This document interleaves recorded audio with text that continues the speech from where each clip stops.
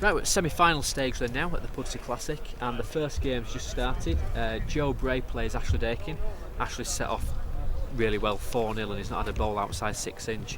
Second semi-final yet to go on is between Scott Fisher and the game's number 1 Gary Ellis. But let's have a quick chat, Jimmy, about this game that's gone on. Ashley Dakin played as well as expected probably throughout the night, and Joe Bray, a couple of good wins. Yeah, massive game for Joe. Probably surprised himself to get this far, but he's played really well on the night. Ashley, to be fair, his game against Danny Silato, it could have gone either way. Last game, no problem. My heart would love to see Joe give him Ashley a really good game. Yeah. But I can't see it. I think he has to, he's going 5-0 down. He needs to get in early. He needs to get a run with the block. It's not impossible on here, but the more Ashley plays, the closer he's going to get, the tighter his lead is going to get, and it's going to put the pressure on Joe. Yeah, and he's a bully bowler, Ashley. Yeah. You know, when he's bowling close and he's bowling somebody, he knows he's rated above. You know, Joe's under pressure. Yeah, surprises happen, but like I say, you know, I really expect Ashley to win this one comfortably. There's only so long you can play in a t-shirt as well in these conditions. It's all experience. It all counts. Helps if you're young. You never feel the cold when you're young. Big blokes like myself who greying at we have about 4 overcoats on, but Joe won't feel cold at the moment. It's just not. Well, Ashley's leading well, you can't argue with that, but Joe's first ball's probably not tight enough just at the moment. He just needs to find a really good bowl. There's Ashley now, he's got one about 6 inch away.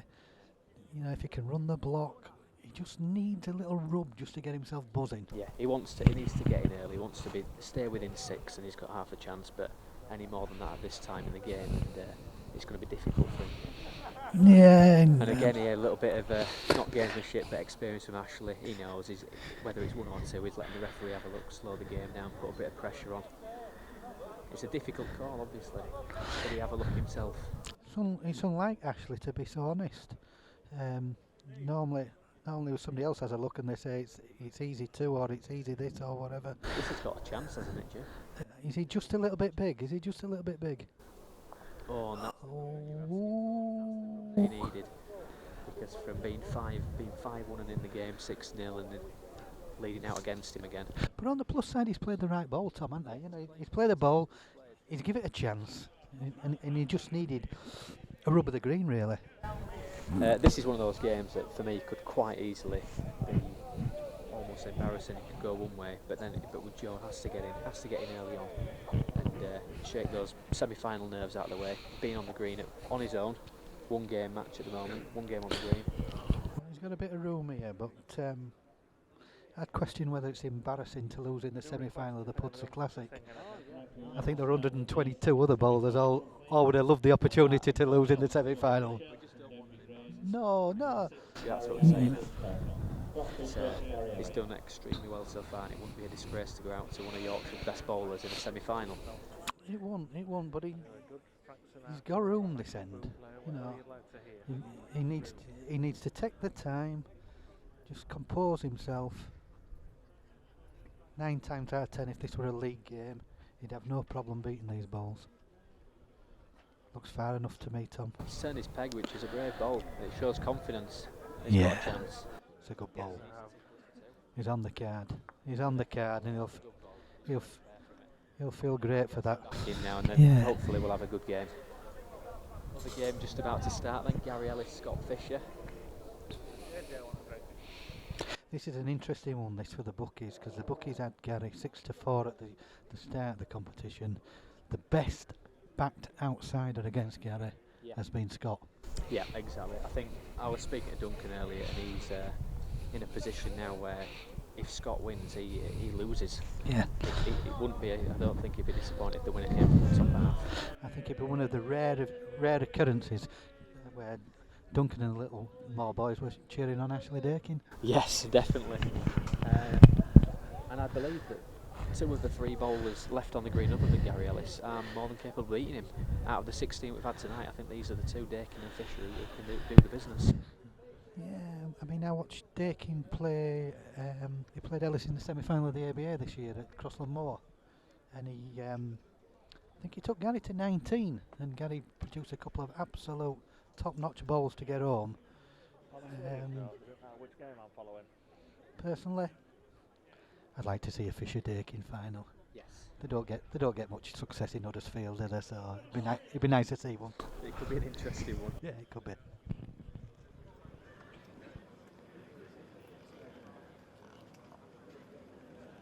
Scores at 14-5, Dakin and Bray, and 4-3, with the game slightly behind between Gary Ellis and Scott Fisher. I'm pleased to say now that Jack Dyson joins me on the gantry. So Jack, who's your favourite to win this evening? I think the country's #1 will take some shifting. He holds that title this year and last year and probably the year before. He is the best player in the game at the minute. But time will tell if he can win this competition again, Thomas. Yeah, the last time these two players met though, Scott was the victor at Brighouse, fairly comfortably I believe, and then went on to get beaten in the final by Callum Wright. That's a great strike. Has he counted from that? No.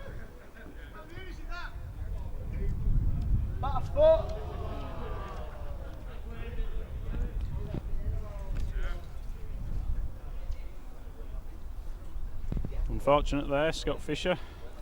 Looked like a good strike. Well, it was an interesting strike. Dakin playing through as well.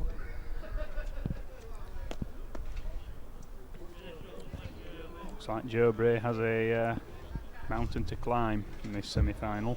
At the moment, needs to score quickly. Needs the next couple of points. Actually a very experienced campaigner, has been for many years in Yorkshire. He's coming up to his 100th cap for the county this next year. A lot of experience. In form as well towards the last couple of weeks, winning the Crossland Moor 64 competition. Played very well throughout the night, 21-2 in his semi-final. Very convincing winning the final.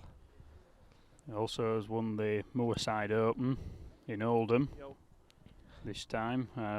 Got him in the Champs at Blackpool. And the Marsh Open in Huddersfield. If we just look at this mark that Joe's played, I mean, that ball looks like it's finished nowhere near, but it's such a difficult mark, playing thumb peg under the crown. Anything not on a road here, and you're just not going to finish within 6 foot. Ashley's played a great ball, just needs a length. Take some beating that one.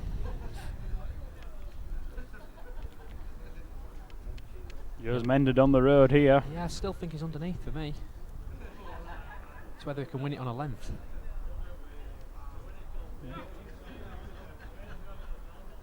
Difficult to see from here. There's probably a good 4 foot of room. And as we noticed in the other semi-final, Ellis resorting back to his round the corner marks at the edge of the green. Takes some beating. Such a simple mark, but takes some beating, don't they? Seems to favour these edges on Pudsey. He always plays up the edges wherever he can.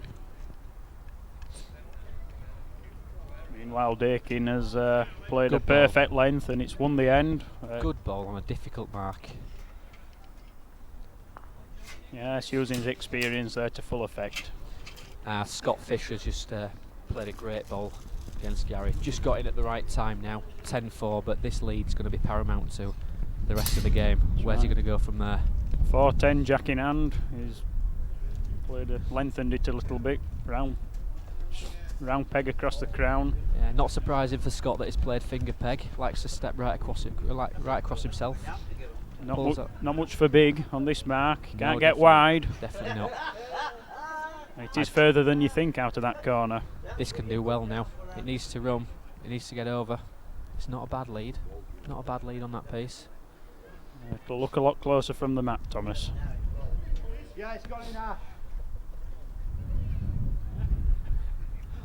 Well, Gary Ellis is giving it a good push out of that corner. Oh, yes. We're going to be a good one, I think. Yep, I fancied it. He's not happy with that. It did look. It looked like a very good ball. Yeah, it looked running better than Scott's. It had that extra yard of running, and it were all over it. but again, he'll set himself up.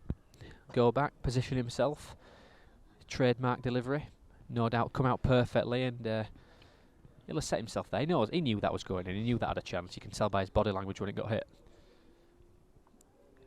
Good ball from Dakin. Dakin's drawn it.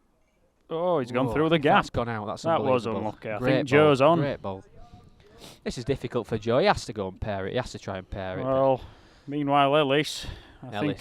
think he has This done is where it. he was going. Yeah, That's that is it. That's where the first one That's was going. the number one in the game, Excellent ball. doing the business. That's what we say, don't we? Play the better players. Yard lead, is it good enough? Scott looks to have overreached to me. Overreached, and I'd say this is going to be a cheap 2.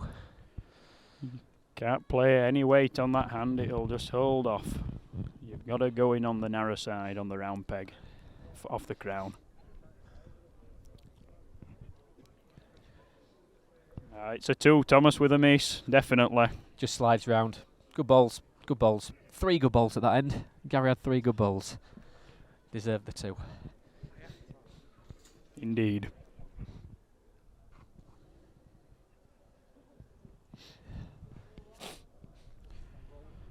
Yeah, that's 2 to Bray, so that's 13-20 at this stage.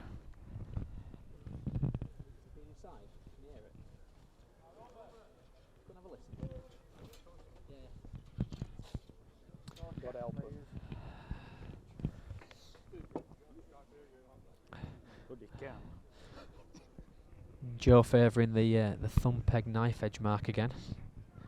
It's nearly easier finger peg here, Thomas, isn't it? Possibly, yes. Yes. You can get a ball wide and it'll fall like this. This is underneath. It won't peg back to the jab, but it mightn't be a bad ball on this peg. Most difficult mark on the green. This for me. He's played a Playing good both ball. pegs. That's a Played really very good ball then. I think it's such a difficult mark. It's all much favours you with the jack. Ashley's set above that. He needs to run. The further he goes, the more he'll peg. He's got a good chance here. He's nearly played a perler. Got a good chance. Brilliant ball by Dakin there. Fantastic wood. I think a fire's in hand here. Got to try and take something out. Bowl or the jack.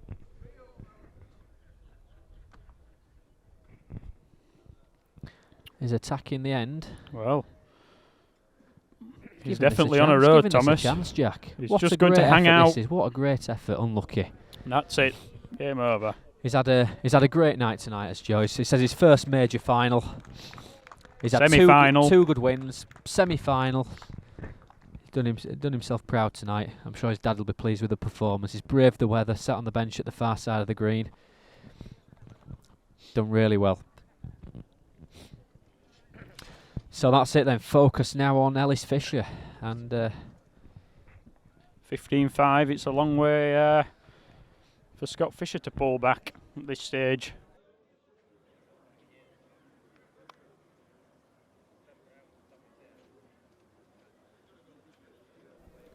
And so this proved to be. Although the next 12 points were shared evenly, the Wizards' run in the middle of the game was enough for him to see out the match 21-11.